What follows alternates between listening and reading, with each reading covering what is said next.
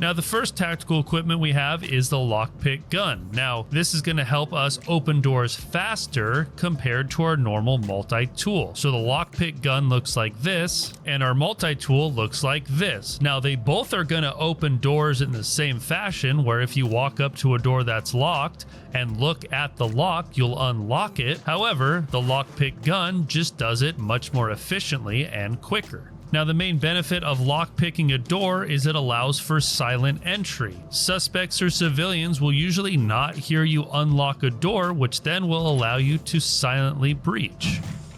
But that's not always as fun. So let's say you want to just breach the door the old-fashioned way with some breaching charges. You can bring out a breaching charge and you can actually apply it right to the door itself. As soon as you put the C2 down, you'll take out the detonator, and as soon as you activate it,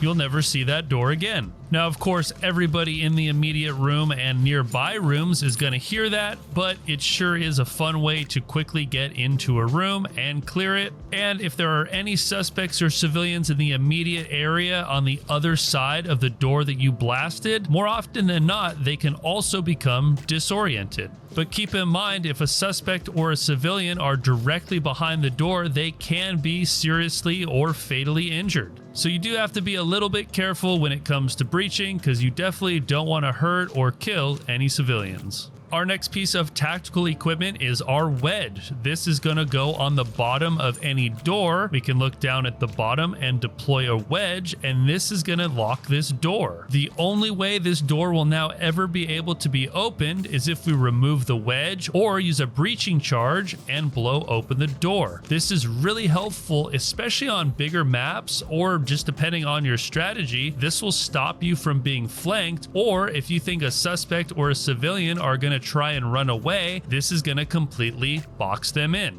Now, to remove a wedge, just walk up to it, crouch down, equip your multi-tool, and remove your wedge. The wedge might be one of my favorite tools in this game because it really gives you that peace of mind that not only are any suspects or civilians not going to run away, you're also taking away the chance that a suspect is going to try and flank you. So I highly recommend you or a couple teammates always having a wedge.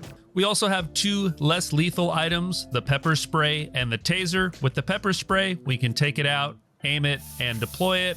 And more often than not, after a brief delay, the suspect or the civilian will comply. Now, in a similar fashion to the pepper spray, we also have the taser, and you already know how a taser works. You pull it out, you shoot it, you give the suspect or a civilian a nice shock, police, get down, yell at them for compliance, and more often than not, they'll comply.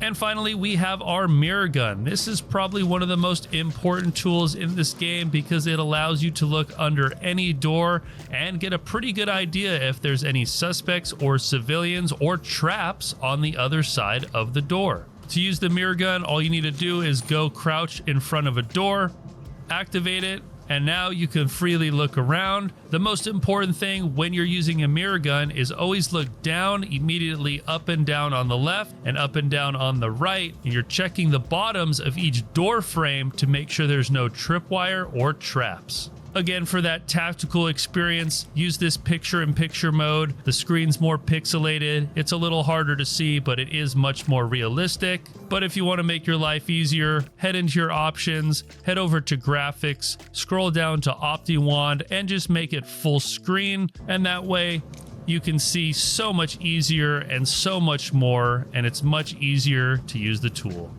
Now, aside from the mirror gun, we also do have that tactical shield, that battering ram, that breaching shotgun, and those grenade launchers that will launch flash, gas, or stinger grenades. The exact same ones we just went over. So let's take a look at the tactical shield. Now, when you take your tactical shield out, it will instantly come up into this protected position. And when you ADS, you'll bring out your pistol, and now you'll be able to move around protected and still be able to shoot. Now, of course, aiming is a little awkward, so that's where using a tactical flashlight or a laser on your secondary can at least kind of give you a little bit of an idea of where you're going to be aiming, but you still won't be as accurate as if you just had your pistol out using it with two hands. Now, taking a look at the battering ram, the battering ram is going to be a great alternative to a C2 charge because this is going to be the quickest way to get through a locked door. Faster than lock picking, faster than breaching. Take out that battering ram, walk up to it, and just beat down the door. Now, as you can see, using the battering ram on a wooden door is going to make a giant hole. And yes, wooden doors are destructible. And that's also something to keep in mind. As you can see the hole that made,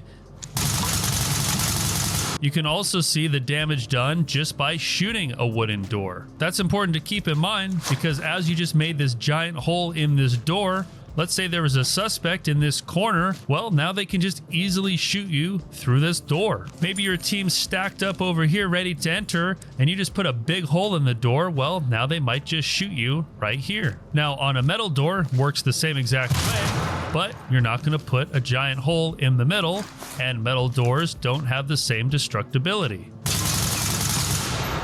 Now, another option is the breaching shotgun. Now, with the breaching shotgun, you're going to walk up to the door, blast off the lock, and in you go.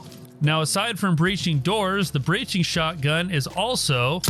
And finally, we have our 3 different grenade launchers. Now, let's just go over the flash one because they essentially all do the same thing, minus the different grenade that it's equipped with. Now, the biggest benefit of bringing a grenade launcher is not only the increased range that the launcher can actually send out the grenade, compared to throwing a grenade, watch how fast it's going to detonate.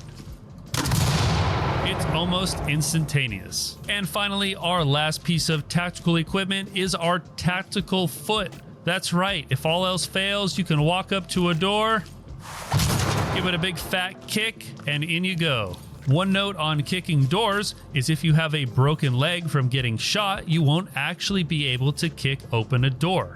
Now, if a door is unlocked, you'll be able to do it in 1 kick, but if a door is locked, it might take between 1 and 4 kicks to finally open up that door. And speaking of doors, there's actually 2 different ways you can interact with doors. The first, look at it and interact with it, and it'll completely open. Your other option is you can look down at the door handle and you can peek the door. This is going to be very useful if you ever see a tripwire or a trap that you need to defuse. You definitely don't want to open the door all the way, so you can just use this peek method.